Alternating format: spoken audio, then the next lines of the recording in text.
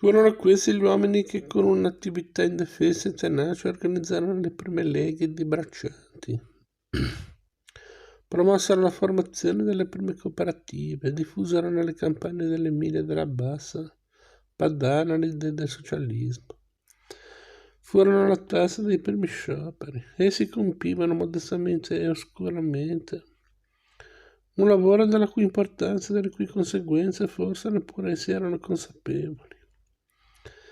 L'Italia fu l'unico paese europeo in cui nei decenni successivi lo sviluppo del socialismo e del movimento operaio non si imbatteva nella sordità e nelle diffidenze delle masse contadine, e comunque quello in cui il problema della conquista delle campagne da parte delle avanguardie proletarie e intellettuali delle città si porrà in termini di minore difficoltà,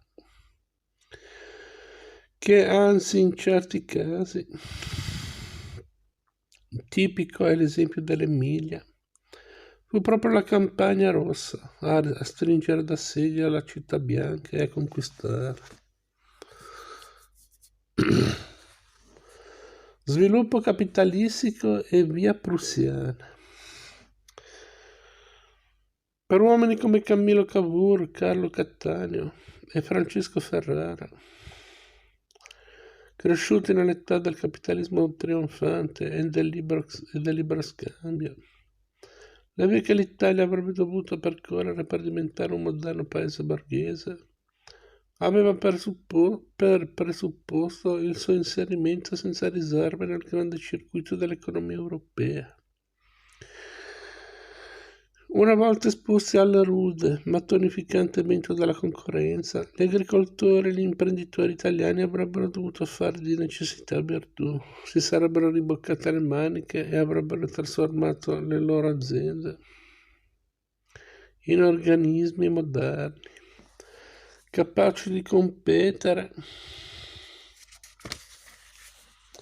sui mercati internazionali.